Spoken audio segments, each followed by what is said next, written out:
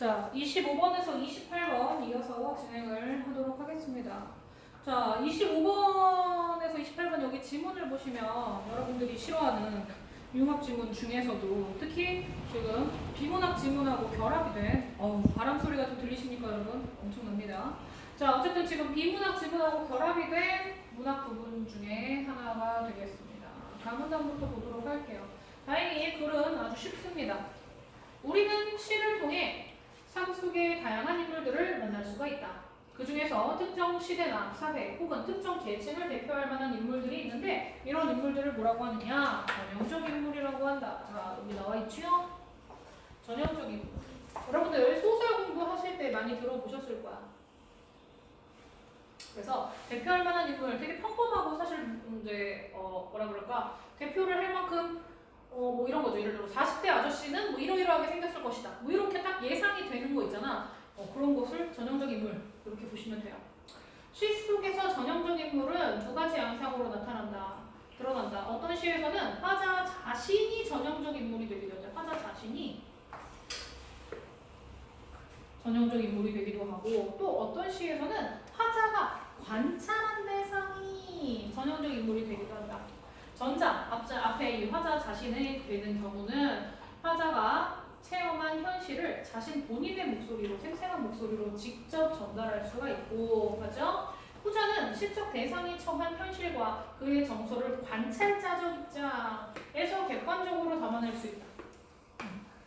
그 다음, 또한 시는 전형적 인물이 처해 있는 상황을 통해 현실을 보다 구체적으로 보여줄 수도 있다. 일제강점기의 상황을 보여줄 수도 있고 산업화와 도시화로 인해 피폐해진 농촌의 상황을 보여줄 수도 있다. 따라서 독자는 전형적 인물이 어떤 상황에 놓여 있으며 그 상황을 어떻게 인식을 하고 어떻게 대응을 하는지 면밀히 살펴야 되겠다라는 쉬운 글이었습니다. 넘어가겠습니다. 제일 마지막 문장 좀 봐주셔야 되겠죠. 따라서 독자는 어떻게 해라? 전형적 인물이 어떤 상황, 그지? 그리고 그 상황을 어떻게 인식, 그리고 어떻게 대응하는지를 살펴보래요. 지금 요거 체크를 하시고 넘어가시면 되겠습니다.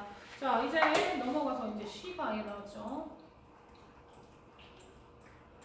자, 남문단에 있는 아주 유명한 작품이죠. 정희성의 정은강의 삭을 싣고라는 작품입니다. 자, 그 다음에 다에서는 나이덕 작가는 여러분들이 많이 들어보셨을 겁니다. 하지만 이 모디의 잠은 처음 보는 작품이지 않을까라고 생각을 해요. 하지만 내용상 읽어보시면 크게 어려움이 없었죠. 아빠 제비가 못 위에서 위태롭게 간신히 잠을 자는 것과 밑에서 그거를 인간에다가 대비를 해서 실업자가 된 아버지가 대신 돈을 벌어오는 어머니를 자식들과 함께 안쓰럽게 기다리고 있는 뭐 이런 내용이었죠.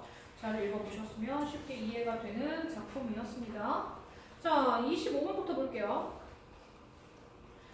가를 바탕으로 나와 다를 이해한 내용으로 적절하지 않은 것은 아까 전형적 인물에 대한 이야기를 한 그 내용을 바탕으로 해서 나와 다를 이해한 것으로 가장 적절한 것을 고르래요. 정답은 1번이죠. 왜 1번인지 보세요. 나는 화자가 전형적 인물이 되어 있고 다는 화자가 전형적 인물을 관찰하여 현실을 드러내고 있다고 했습니다. 자, 나시를 보시면요, 여러분. 나라는 인물이 등장을 했나 안 했나를 찾아보시면 화자가 직접 전형적 인물이 된 건지 아닌지 알 수 있겠죠. 나가 어디 나왔습니까? 하나, 둘, 셋, 9번째 행에, 9행에 보시면 나는 돌아갈 뿐이다. 이렇게 나왔습니다. 나라는 인물이 등장을 했어? 그러면 화자 자신이 전형적 인물이 된 것이겠죠. 그래서 맞고요. 다는 화자가 전형적 인물을 관찰하여 현실을 드러내고 있다. 지금 다를 읽어보시면 나라는 인물은 등장하지 않아요. 하지만 전반부에 한 앞에서 1, 2, 3, 4, 5, 6, 7, 8까지는 제비를 바라보고 있고 맞죠? 그 다음 밑에 종암동 버스 정류장부터 끝까지는 엄마를 기다리는 아버지와 아이 셋의 모습을 바라보며 관찰하며 전달을 해주는 상황인 거죠. 그래서 정답이 1번이 맞는 게 되겠습니다. 됐죠? 자, 2번에 나는 화자가 전형적 인물을 관찰이 아니고 본인이었고요. 다는 화자가 전형적 인물이 되어 1번을 바꿔 놓았네요. 아니죠.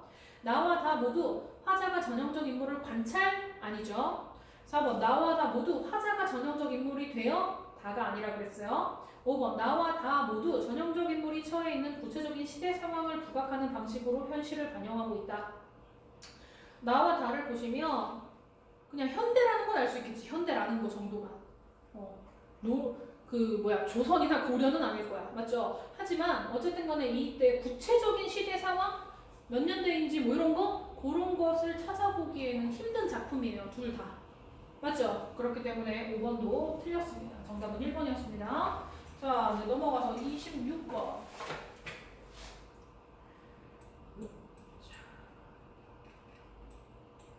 자, 가를 바탕으로 나를 감상한 내용으로 다는 이번에 빼고 가와 나를 한번 감상을 하는 걸로 적절하지 않은 것은 그랬네요. 자, 1번 슬픔도 퍼다버리는 모습에서 현실에 대한 고뇌를 덜어내려는 모습이다. 맞죠? 슬픔을 퍼다버리는 거니까 고뇌도 덜어내서 버린다는 거죠. 쭈그려 앉아 담배나 피우는 모습에서 현실에 대한 소극적인 대응을 엿볼 수가 있군. 맞죠? 어떻게 적극적으로 이 상황을 타개하려는 행동이 나타나는 것이 아니라 그저 그냥 본인의 상심을 조금 가라앉히기 위해 쭈그려 앉아 담배를 피우는 모습이기 때문에 이번에 2번 설명도 맞습니다. 3번에 샛강 바닥 썩은 물에서 인물이 부정적인 상황에 처해 있음을 알 수 있다. 썩은 물에서 부정적인 상황 읽을 수 있죠. 4번에 먹을 것 없는 사람들의 마을에서 인물과 유사한 상황에 놓인 사람들이 적지 않음을 알 수 있다. 지금 인물만 가난하고 힘든 것이 아니라 먹을 것이 없는 사람들의 마을이니까 이런 사람들이 적지 않다는 것을 알 수가 있겠죠. 그래서 4번도 맞는 게 되는 겁니다. 정답은 그럼 5번이죠. 다시 어두워 돌아가야 한다. 제일 마지막 행에서 반복되는 일상을 극복하려는 의지를 느낄 수 있다? 극복하려는 의지를 느낄 수 있다? 아니라고 그랬지. 아까 얘기했잖아. 여기서 보시면 쭈그려 앉아 담배나 피우는, 즉 현실에 대한 소극적이고 또 뭐라 그럴까? 그냥 수긍하고 있지. 그냥 또 순응하고 있는 거야. 맞죠? 이러한 태도를 보이고 있지. 극복하려고자 하는 의지, 현실을 극복하고 싶어하는 이런 모습은 전혀 나타나고 있지 않아요. 맞죠? 그래서 여기 26번은 정답이 5번만 정답이 되겠습니다. 자, 27번에 나와 다의 공통점으로 가장 적절한 것은 그랬습니다. 나, 시와 다, 시의 공통점으로 가장 적절한 것은 그랬는데 자, 보세요. 1번 접속어로 시상을 전환하여 접속어가 등장을 했습니까? 접속어가 뭔지 여러분들 아시죠? 뭐 그리고 그런데 뭐 어쩌고 이런 거잖아. 근데 여기는 그런 접속어의 사용이 없다라고 보셔야 되겠습니다. 자, 이번에 반어적 표현을 사용을 하여 인물의 정서를 강조한다. 반어적 표현 여기서 등장을 했나요? 반어적 표현이 나타났나요? 사용이 되었나요? 전혀 없었죠. 반어적인 거는 뭔지 알잖아. 상황에 있어서 그걸 반대로 그냥 말하는 거죠. 시험 못 봤을 때 잘했어 뭐 이런 거 있잖아.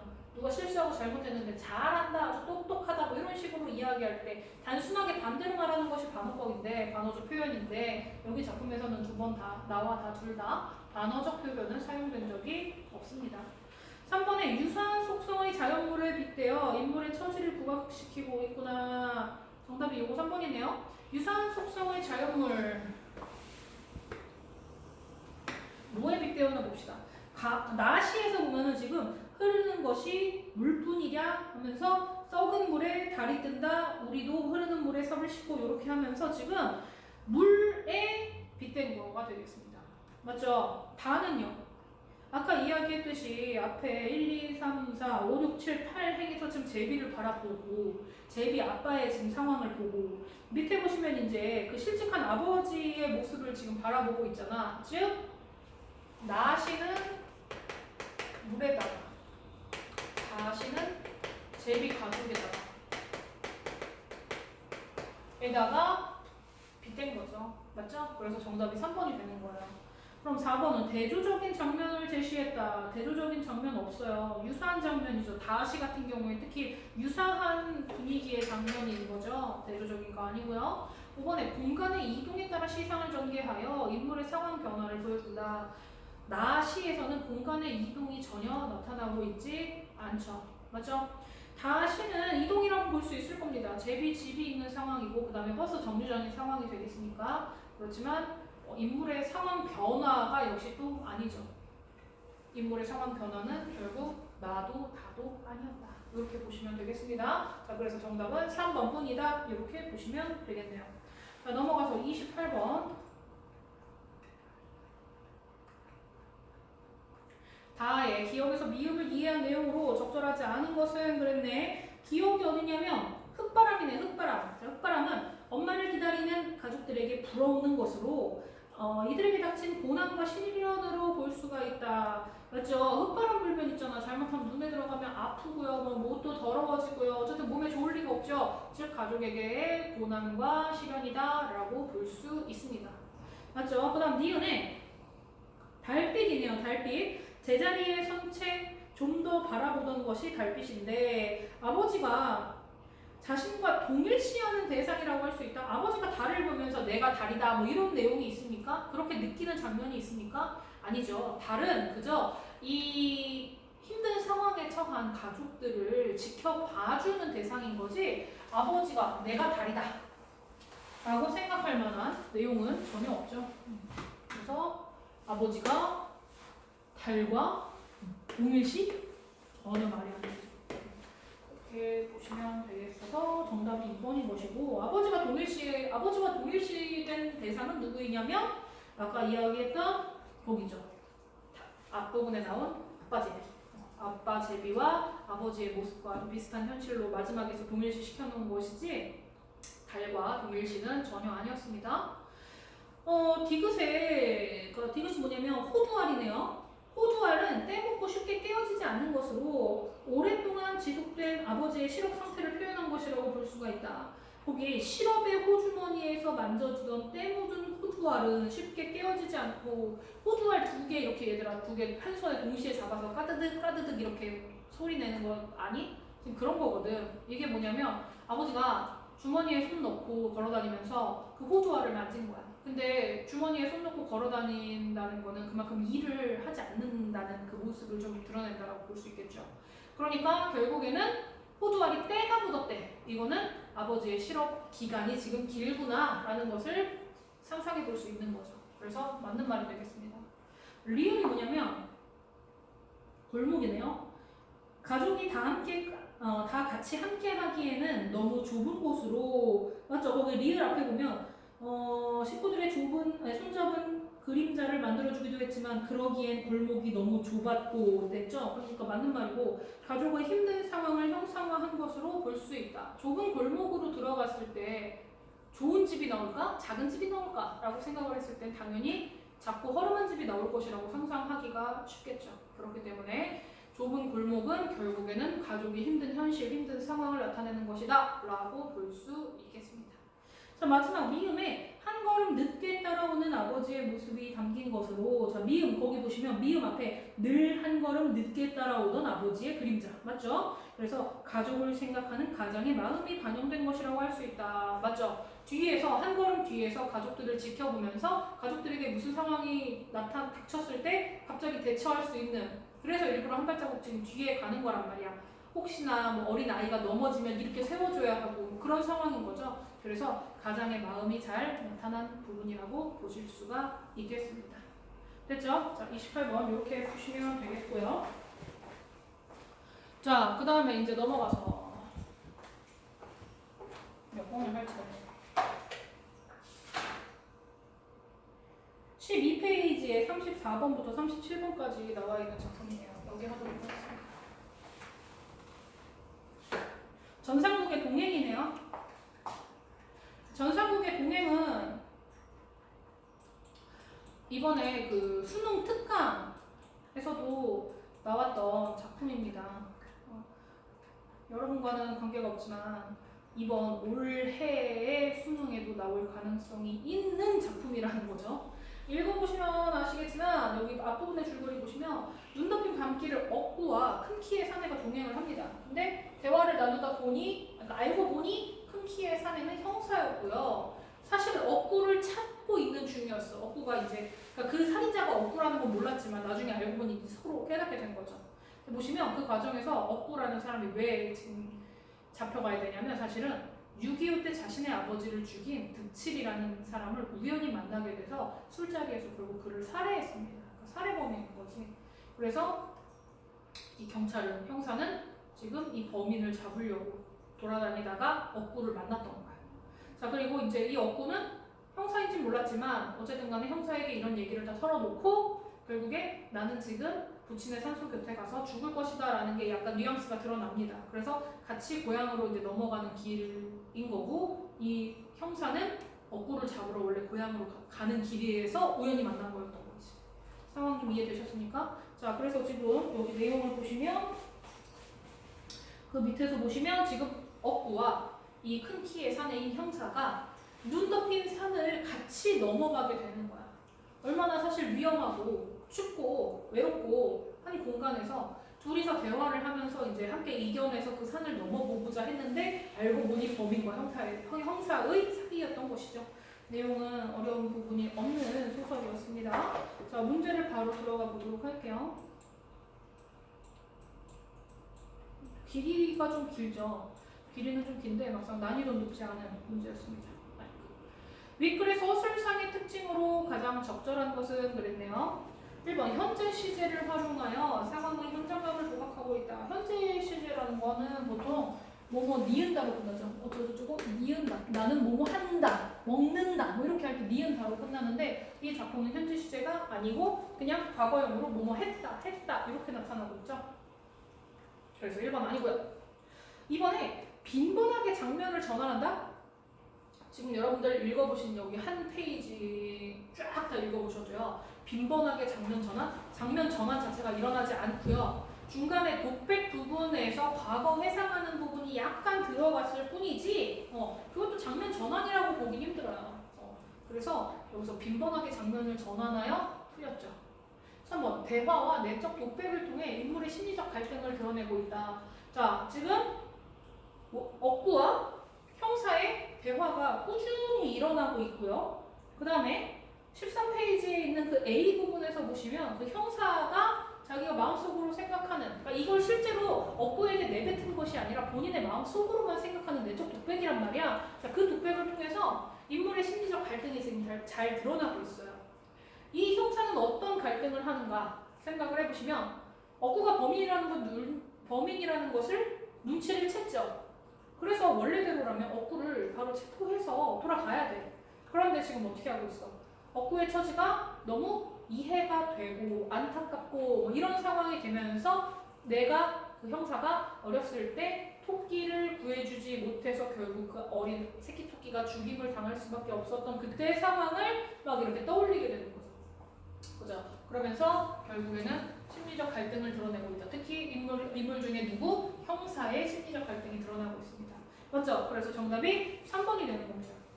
4번에 서술의 시점을 달리하여, 서술의 시점을 달리한다는 것은 어느 부분은 뭐 예를 들어 1인칭 주인공인데 어느 부분은 갑자기 전지적 작가 시점이었다가 어느 부분에서 갑자기 1인칭 관찰자였다가 이런 소설들도 있어요. 근데 이 소설은 전혀 그런 게 없죠. 넘어가서 5번에 동시에 일어난 두 사건을 대비하여 갈등의 해결에 실마리를 제시하고 있다. 일단 동시에 일어난 두 사건이 아닙니다. 토끼 사건은 아주 어렸을 때 이야기예요. 그죠? 그 다음에 죽인 애 이름 뭐야? 득칠이를 죽였죠. 득칠이를 죽인 사건도 그 다음에 눈길에서 지금 이렇게 산을 넘어가고 있는 이 사건도 동시에 일어나지 않았어요. 자, 그다음 그 사건들을 대비해서 갈등의 실마리를 지금 제시하고 있다. 뭐 예를 들어 지금 토끼 사건하고 눈길을 걷고 있는 이 사건하고 그게 동시에 일어났다는 것도 일단 말이 안 되고 대비한 것도 아니고 갈등 해결의 실마리를 제시하고 있다. 요거 마지막은 토끼랑 지금 이 누구야? 득칠이가 아니고 억구와 상황의 해결의 실마리를 제시한 거는 조금 맞아요. 조금 맞다고 볼 수 있어. 왜냐면 내가 어렸을 때 토끼를 구해주지 못해서 후회가 계속 되고 있었으니 이번에 이 사건에서는 내적 갈등을 했지만 그 걔를 풀어주기로, 억구를 풀어주기로 결심을 하잖아. 그러니까 실마리를 제시한다. 요거는 조금 맞는 말이 될 수도 있을 것 같네요. 하지만 어쨌든 간에 정확하게 틀린 게 없는 부분은 3번밖에 없더라. 이렇게 보시면 되겠죠. 자, 넘어가서 35번 보기와 A를 참고를 하여 큰 키의 사내에 대해 이해한 것으로 적절한 것을 찾으랍니다. 자, 큰 키의 사내의 과거 이야기가 지금 보기에서 한 번 더 제시를 해줍니다. 친절한 시험이었어. 이 2018년도 6월 모고는 되게 친절한 시험이었습니다. 보기 한번 보세요. 큰 키의 사내는 학창시절에 새끼토끼를 잡게 됐었다. 생물 선생은 그 새끼토끼를 다음날 해부를 하고 그 고기를 술안주로 삼겠다고 말했다. 그날 밤 새끼토끼를 구하기 위해 목숨을 걸고 달려들던 어미토끼의 눈, 그리고 끔찍하게 해부될 새끼토끼를 떠올리던 큰 키의 사내는 봄이 끝에 새끼토끼를 구하러 갔었어요. 어디로? 그 토끼를 데리고 간 생물 선생네 집을. 그렇지만 생물 선생네 집에 담을 결국 넘지 못해요. 그러니까 뭐를 더 도덕적 가치로 판단을 하느냐죠. 담을 넘는 것은 또 나쁜 범죄 행위니까 말이야. 그래서 뭐가 더 도덕적으로 틀리지 않은 것인가 막 고민을 해요. 그러다가 결국 담을 넘지 못해요. 두려웠던 거죠. 그래서 새끼토끼는 결국 구할 수 없었어요.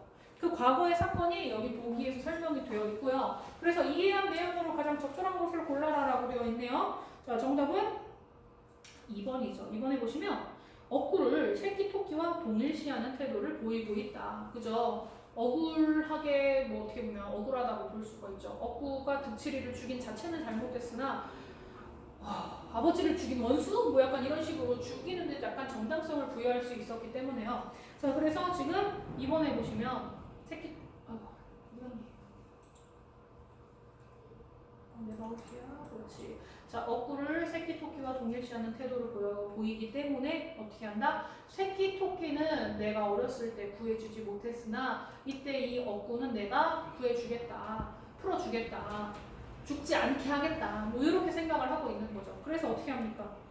이 억구가 지금 이 사람과 헤어지면 곧 이제 죽으러 갈 거, 아버지 산소로 가서 죽을 거라는 걸 암시를 했고, 그거를 이 형사가 이미 눈치를 챘죠. 그래서 죽지 않게 하기 위해 맨 마지막 부분에 담배를 주면서 좀 살아있으라고 이렇게 하는 게 되는 내용입니다. 자, 그래서 정답이 2번이었어요. 이거 쉬운 문제였습니다.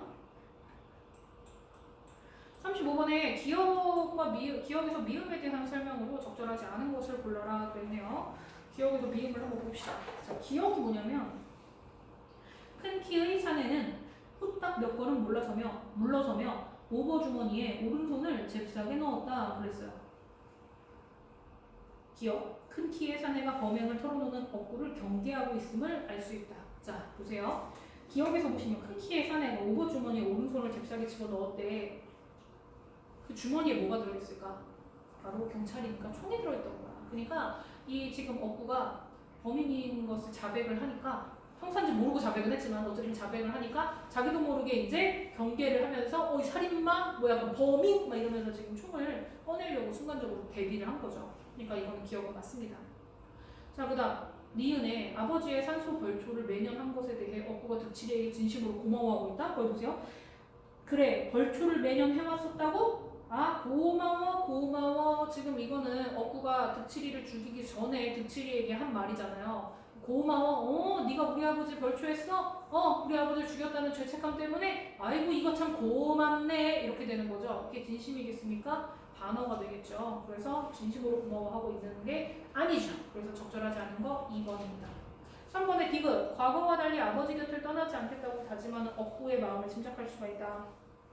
여기서 또 생략된 부분에 나오지 지금 않아서 여러분들이 파악이 안 됐겠지만 과거에 사실 이 억구가 아버지 곁을 떠났었기 때문에 아버지가 결국 그 사이에 득칠에게 죽임을 당하고 막 이런 내용이 있거든. 자, 그래가지고 이 지금 억구가 다시는 아버지를 떠나지 않겠다. 그 말인즉슨 아버지 산소 옆에서 내가 죽겠다. 그럼 영원히 떠나지 않겠죠. 그런 지금 다짐을 하는 내용 디귿이라고 보시면 되겠고요. 자, 그 다음에 리을에서 그가 몸을 돌리는 순간 그의 깡통한 양복 윗주머니에 삐죽하니 이혹들이 수주 노란 덮개가 드러나 보였다 그랬습니다. 자, 그러면 보세요. 아버지의 산소에 술을 올리고 그 옆에 누워 죽겠다는 억구의 말이 사실이라는 것을 알 수가 있겠죠. 그 다음에 미음에 큰 키의 산의 얼굴에 엷은 미소가 번지고 있었다. 맞죠? 미소가 번지는 표정을 통해 큰 키의 사내가 억구에 대한 자신의 결정에 만족해하고 있음을 알 수 있다. 그 미음 앞부분에 보시면요. 담배를 줘요. 이 형사가 억구에게 아까 2개비를 피웠으니까 꼭 18개비가 남아있을 겁니다. 눈이 이렇게 많이 왔으니 오랜 담배도 풍년이겠죠? 그러나 제가 지금 드린 담배는 하루에 꼭 1개씩만 피우셔야 합니다. 라고 하면서 미소를 지었단 말이야. 하루에 1개를 피라는 거는 18일 동안 피란 얘기죠. 그 말인즉슨 18일 동안만이라도 죽지 말고 이렇게 뭐라 그럴까 살 궁리를 해라. 그러니까 결국에는 죽지 말고 살아남아 주어라. 뭐 이런 뜻의 내용인 거잖아. 그렇기 때문에 그렇게 억구를 풀어주기로 결정을 하고 억구가 잘 살기를 바란 자신의 결정에 만족을 하니까 이렇게 얼굴에 만족스러운 미소가 살짝 떠오르는 게 되는 거죠. 맞죠? 그래서 이것도 5번도 맞는 말이 되겠습니다. 37번 이거에 해당하는 마지막 문제 보기를 참고하여 보기 또 줬어. 와 진짜 친절한 시험이었어. 윗글을 감상한 내용으로 가장 적절한 것은 이 전상국의 동행은 동일한 여정 속의 두 인물에 관한 이야기이다. 전쟁이 남긴 상흔을 안고 살아가는 인물과 이게 억구죠. 우연히 그를 만나 눈길을 동행하게 되는 인물 이게 형사죠. 모습이 잘 드러나 있다.